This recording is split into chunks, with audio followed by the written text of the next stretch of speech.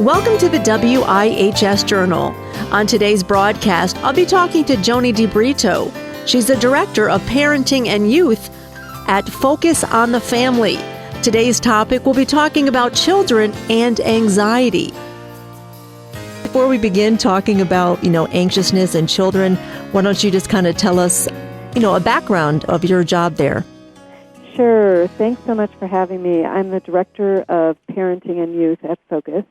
And I have a long background in working with parents and families and as a mental health professional and also as a family and life teacher, parenting coach, etc.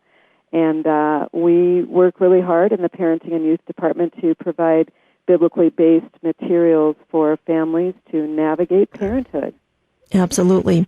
So now you have something new, statistics coming out about children's world and being anxious. Do you think that's common today? I think it's very common. Basically, depression and anxiety are two conditions that compete all the time for either one or two. The first most common issue or the second most common mental health issue for kids, and anxiety is definitely winning at this point. So anxiety is pretty common among kids. There are lots of things going on in our culture for kids to worry about, and sometimes parents unintentionally contribute to that, but the great news is there are wonderful ways for parents to help decrease the amount of anxiety that their kids are feeling. Wow, so much to think about. I was kind of thinking, anxiety and a part of the virus and how children feel that the whole family has to wear a mask. Yes. How can we ease anxiety when they're asking questions like that? Well, what we can do is get kids involved in things that allow them to ease the concerns that they have. So let them know that you're taking steps to be safe, and instead of saying to them something like, wow, this virus is really scary, and so you might get hurt if you don't wear a mask. If you said something different, such as, sometimes unexpected things happen. This virus is unexpected, and so what we do is we try to prepare and we try to do things to try to protect ourselves, and we're just trying to be safe. We're trying to be protected as opposed to the language of death or illness or injury or what have you. And so some of it has to do with how you explain things. I like the mantra to always prepare for the unexpected but expect the best. So you try to talk with kids about, we're going to believe that we're going to all be fine, we're going to go ahead as if we're going to be fine, and at the same time, we're going to take some precautions here to be safe so that if something happens, we are prepared. And the more that kids are able to get involved in those things, the better they'll do. Because think about it from your own standpoint. Most of us, if we feel anxious, part of that is because we feel like there's something that's out of our control. And kids feel that way as well. If you can do things that help them feel like I'm doing something to make it better, they will tend to feel less anxious. Wow, such good advice. And if you're just tuning in right now to the broadcast, I'm speaking to Joni DeBrito from Focus on the Family. She's a clinical social worker and the Director of Parenting and Youth. So for advice, and I always find this with other parents, when we were young, we loved to hang outside and play, but now most parents are complaining it's a digital world. Yep. So do you think it's contributing to anxiety too? Absolutely. There's no question that, for instance, exposure in social media is a major contributor to anxiety. There's this FOMO, fear of missing out, that kids go through, and they also, if they're on social media, there's a lot of comparison. Somebody got 1,000 likes, I only got 2, I must not be as good, and so they start to feel worried. For smaller children, actually for kids of all ages, exposure to traumatic images is much more available than it used to be, certainly 10 years ago, 20 years ago, or even, when I was a child. So our brains really weren't made to have to look at traumatic images on a regular basis, and yet they're in our face all the time, on the news, on the computer, etc. And getting out in the sunshine, getting exercise are two things that are natural antidepressants and anti-anxiety, ways to ease anxiety. And those are things that kids are not doing enough of today in terms of just meeting the needs of their social, physical, and mental health.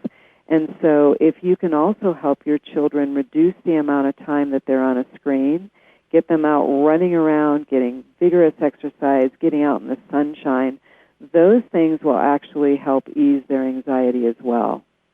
Absolutely. I appreciate your wisdom so much, like pearls of gold right here. And so before we close, I was just looking here that according to a report by the CDC, it says nearly 4.5 million children between the ages of 3 and 17 have clinically diagnosed with anxiety. How do you know if a child does have that? I would say that if you notice that on a daily basis your child is bringing you worries and concerns, I'm scared, Mommy, what's going to happen if this happens, has difficulty sleeping or eating, maybe has stomach aches, those kinds of things, and they appear to be related to being worried and scared and so forth, it wouldn't hurt to have a mental health person check out, either a family doctor or a mental health specialist check your child out.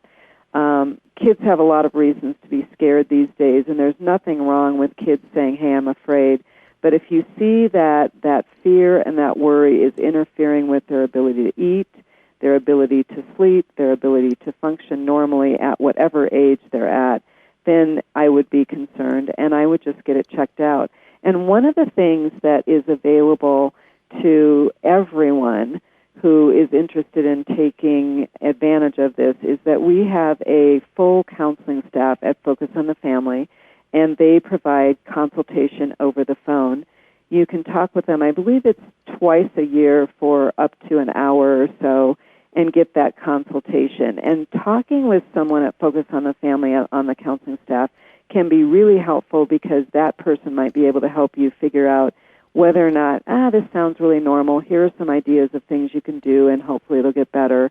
If not, maybe you might want to see a counselor and get your child assessed. And if so, they have a wonderful network of Christian counselors available and a list in all of the different states in the United States so they can get you to a good resource.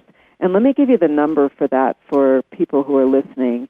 It's 1-855-771-HELP, which is 771-4357.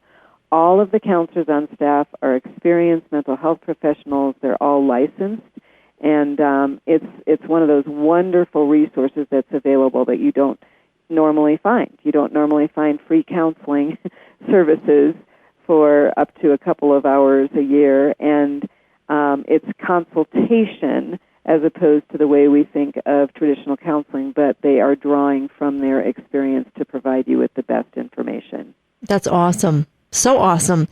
This whole conversation was great. Good. So before we close today, anything that I did not ask you that you would like our listeners to know?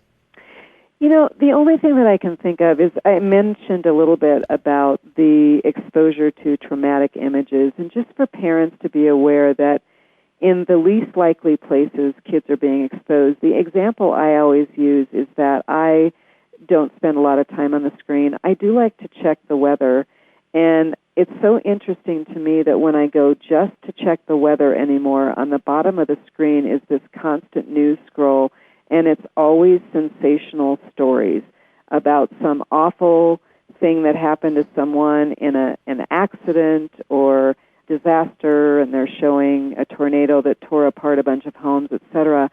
And, you know, every time I see those things, I wonder, what does this have to do with checking the weather? Yeah. And, of course, what it has to do with it is that those are people who are paying for that space to advertise their news space.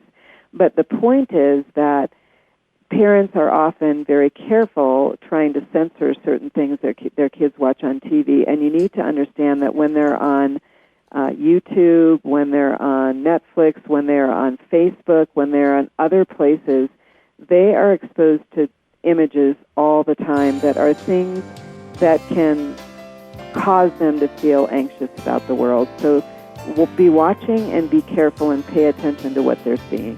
Okay, just provide that phone number again for our listeners. 1-855-771-HELP, which is 771-4357. Once again, that was Joni DeBrito from Focus on the Family. She is a licensed clinical social worker in the Department of Youth and Family. Today's topic was about children and anxiety. For more details, you can call WIHS at 860-346-1049.